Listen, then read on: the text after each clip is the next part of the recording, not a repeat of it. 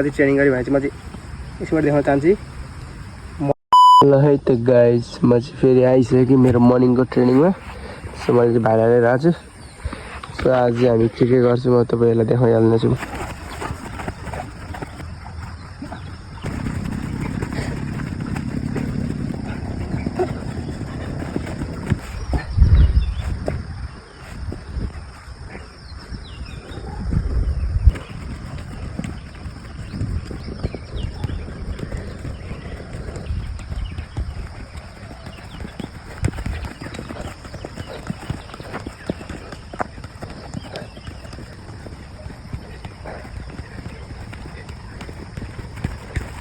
ल guys, training पनि समाप्त भयो।